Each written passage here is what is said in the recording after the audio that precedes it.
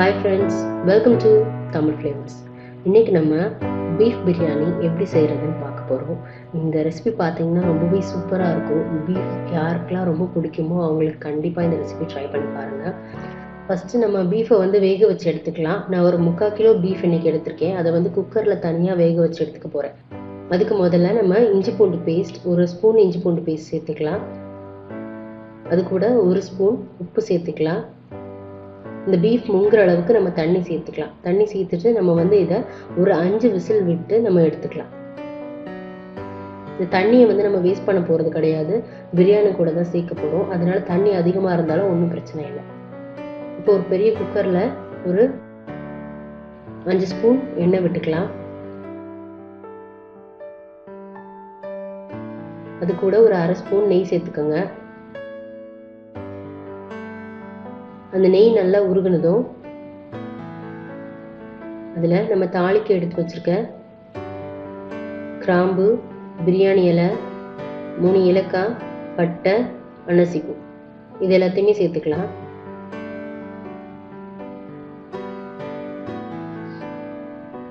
இது கூட வெட்டி வச்சிருக்க 4 பெரிய வெங்காயத்தை சேர்த்துக்கலாம். இந்த வெங்காயம் வதங்கிறதுக்கு கொஞ்சமாக உப்பு சேர்த்துக்கலாம். இந்த வெங்காயம் நல்லா வதங்கி பொன்னிறமாகட்டும். பொன்னிறமாகிற வரைக்கும் இந்த வெங்காயத்தை நல்லா நம்ம இந்த எண்ணெயிலேயே ஃப்ரை பண்ணணும். அப்போதான் பிரியாணியோட டேஸ்ட் நமக்கு நல்லா இருக்கும். ஸோ இப்போ மீன்வைல் நம்ம பிரியாணிக்கு அரிசி ஊற வச்சுட்டு வந்துடலாம். நான் இப்போ கறி 3/4 கிலோ கறி எடுத்திருக்கேன். ஸோ 3/4 கிலோ அரிசி எடுத்துக்க போகிறேன். நம்ம எந்த சிக்கன், மட்டன், பீஃப் எது பண்ணுறதா இருந்தாலும் கறியோட குவான்டிட்டியும் ரைஸோட குவான்டிட்டியும் சேமாக இருக்கணும். 3/4 கிலோ அரிசி நான் இப்போ ஒரு பவுலில் எடுத்துக்கிறேன். ஒரு தடவை லைட்டாக கழுவி எடுத்துக்கோங்க. இது கூட ஒரு 2 கப் தண்ணி விட்டு நான் இதை ஊற வச்சுக்கிறேன். இப்போது கப் குவான்டிட்டியில் உங்களுக்கு சொல்லணும்னா, கப் மெஷர்மெண்ட்டில் சொல்லணும்னா, ஒரு 3 கப் அரிசி எடுத்திருக்கேன். 3 கப் அரிசிக்கு நம்ம மொத்தமாக ஊற்ற வேண்டிய தண்ணியோட அளவு பார்த்தீங்கன்னா 5 கப் தண்ணி வரும். ஸோ அதில் உள்ள 2 கப் தண்ணியை நான் பிரியாணி ஊற வைக்கிறதுக்காக ஊற்றிருக்கேன். இப்போ இது ஒரு 20 நிமிஷம் நல்லா ஊறட்டும். இதுக்கு நடுவில் நம்ம வெங்காயம், தக்காளி எல்லாமே வதக்கிடலாம்.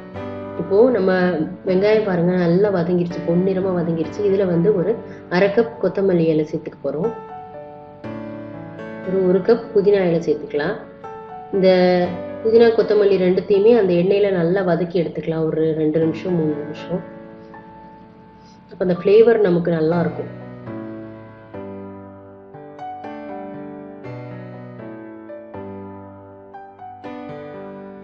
இஞ்சி, பூண்டு, முந்திரி இது 3த்தையுமே சேர்த்து அரைச்சி எடுத்து வச்சிருக்கேன். ஒரு 3 ஸ்பூன் இஞ்சி பூண்டு விழுது இருக்கும். இதையும் நம்ம சேர்த்துக்கலாம். இது பச்சை வாசனை போகிற வரைக்கும் நல்லா வதக்கி விட்டுக்கலாம் அந்த எண்ணெயிலையும்.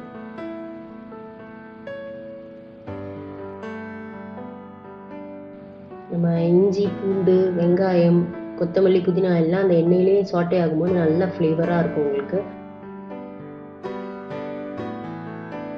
ஸோ இப்போ நம்ம பீஃப் நல்லா வெந்துருச்சு. ஸோ அதை நம்ம தனியாக ஒரு பவுலில் எடுத்து வச்சிடலாம். அந்த தண்ணியை ஈர்த்துட்டு. ஸோ ஃபஸ்ட்டு நம்ம பீஃபை தனியாக ஆட் பண்ணிக்க போகிறோம். அதனால பீஃப் நம்ம தனியாக எடுத்துடலாம்.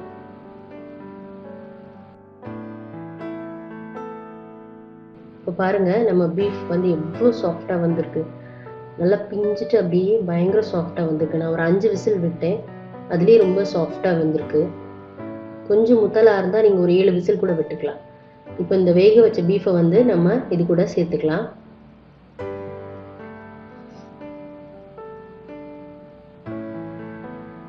சேர்த்துட்டு அதையுமே நல்லா அந்த எண்ணெயிலேயே சாட்டே பண்ணிக்கலாம்.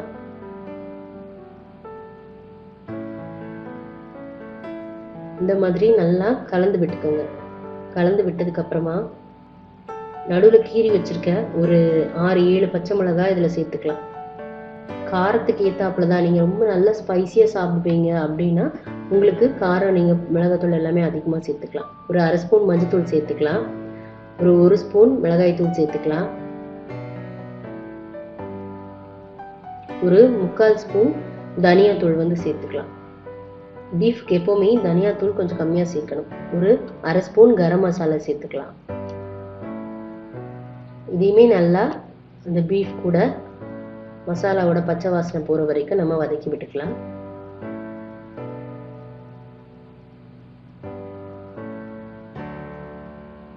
இப்போ இது கூட ஒரு 3 தக்காளியை வெட்டி வச்சிருக்கேன், அதையும் சேர்த்துக்கோங்க.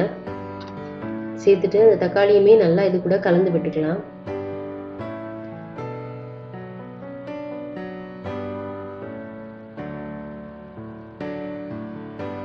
இந்த தக்காளி வேகிறதுக்கு கொஞ்சமா நம்ம இதுல உப்பு சேர்த்துக்கலாம். உப்பு சேர்த்துட்டு இதை ஒரு 10 நிமிஷம் நம்ம மூடி வச்சிடலாம். அப்போ பீஃப்லயும் தண்ணி விடும், தக்காளியிலையும் தண்ணி விடும். எப்பவுமே கறியில அந்த விடுற தண்ணி டேஸ்டா இருக்கும். ஸோ அதனால ஒரு 10 நிமிஷம் அதை நம்ம மூடி வச்சிடலாம்.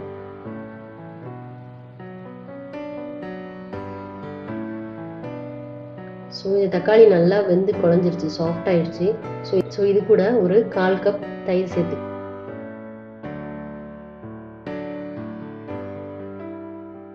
அதையும் நல்லா கிண்டி விட்டுடலாம். ஒரு ஸ்பூன் லெமன் ஜூஸ் இது கூட நம்ம ஆட் பண்ணிக்கலாம். அதில் இருக்க விதையெல்லாம் எடுத்துருங்க. எடுத்துட்டு அந்த லெமன் ஜூஸ் ஆட் பண்ணிக்கோங்க. இப்போ இது கூட நம்ம ஊற வச்சிருந்த அரிசியை சேர்த்துக்கலாம் இந்த தண்ணியோட.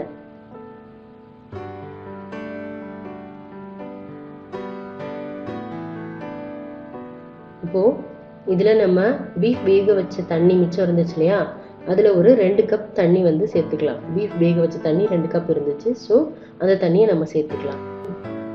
இப்போ 4 கப் ஆச்சு. இன்னும் 1 கப் மிச்சம் இருக்கு. அதுக்கு நம்ம நார்மலான தண்ணி 1 கப் சேர்த்துக்கலாம். ஸோ பிரியாணிக்கு தேவையான 5 கப் தண்ணியுமே நம்ம சேர்த்தாச்சு. ஸோ இந்த ஸ்டேஜில் அரிசி சேர்த்ததுக்கு அப்புறமா ரொம்ப மெல்லமாக கிண்டி விடுங்க.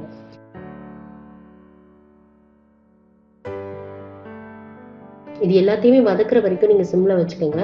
அரிசி தண்ணி எல்லாமே சேர்த்ததுக்கு அப்புறமா நீங்கள் கூட்டி வச்சுக்கோங்க. ரொம்ப மெல்லமாக கிளறி விடுங்க. நீங்கள் ஃபாஸ்ட்டாக கிளறிட்டீங்கன்னா நம்ம பிரியாணி ரைஸ் எல்லாமே உடைஞ்சு போயிடும். ஸோ இப்போ நல்லா நம்ம விட்டுருந்த தண்ணி எல்லாம் கொதிச்சு அரிசி மட்டை வந்துருச்சு. ஸோ இந்த மட்டை வந்த ஸ்டேஜுக்கு அப்புறமா நம்ம இந்த குக்கரை மூடி ஒரு 5 நிமிஷம் சிம்மில் வச்சிடலாம். இந்த குக்கரை மூடி நம்ம விசில் போட்டு ஒரு 5 நிமிஷம் சிம்மில் வச்சு தம் போட்டுடலாம். நம்ம விசில்லாம் விட வேண்டிய அவசியம் கிடையாது. நம்மளுக்கு மட்டை வந்துருச்சு இல்லையா, ஸோ நம்ம இதுக்கப்புறம் விசில் விட வேண்டிய அவசியம் கிடையாது. உங்களுக்கு அப்படி வேகாதோ அப்படின்னு ஒரு ஃபீல் இருந்தால் ஒரு 7 மினிட்ஸ் வரைக்கும் நீங்கள் சிம்மில் வச்சு தம் போட்டுக்கலாம். ஸோ இப்போ பார்த்தீங்கன்னா நம்மளோட பீஃப் பிரியாணி ரொம்ப சூப்பராக ரெடி ஆயிடுச்சு. ஸோ அவ்வளோதான் ஃப்ரெண்ட்ஸ், நம்மளோட பீஃப் பிரியாணி பாருங்கள் எவ்வளோ உதிரி உதிரியாக ரொம்ப நல்லா ரெடி ஆயிருக்கு. ஸோ அப்புறம் அதை பார்த்துடலாம் கிண்டி. ஸோ வாவ், ரொம்ப நல்லா வந்திருக்குன்னு தான் சொல்லணும். அரிசியும் குழையல, அந்த வாசமே ரொம்ப கபகமான இருக்கு. பீஃப் பிடிக்கும்னா கண்டிப்பா இந்த ரெசிபி ட்ரை பண்ணி பாருங்க. ஸோ சூப்பரான பீஃப் பிரியாணி ரெடி ஆயிடுச்சு. ஸோ கண்டிப்பாக உங்களுக்கும் பிடிக்கும்னு நம்புகிறேன் ஃப்ரெண்ட்ஸ். நீங்களும் உங்கள் வீட்டில் ட்ரை பண்ணி பாருங்கள். ட்ரை பண்ணி பார்த்துட்டு உங்களோட கமெண்ட்ஸை என் கூட ஷேர் பண்ணுங்கள். உங்களோட நெகட்டிவ் கமெண்ட்ஸாக இருந்தாலும் பாசிட்டிவ் கமெண்ட்ஸாக இருந்தாலும் கண்டிப்பாக என் கூட ஷேர் பண்ணுங்கள். கண்டிப்பாக எங்களோட சேனலுக்கு சப்போர்ட் பண்ணுங்கள். என்னோட ரெசிபிஸ்லாம் உங்களுக்கு பிடிக்கும்னு நினைக்கிறேன். நான் அடிக்கடி அப்லோட் பண்ணுற வீடியோஸ் எல்லாமே உங்களுக்கு வரதுக்கு மேலே இருக்க பெல் சிம்பலை கிளிக் பண்ணுங்கள். ஸோ தேங்க்யூ ஃபார் வாட்சிங்.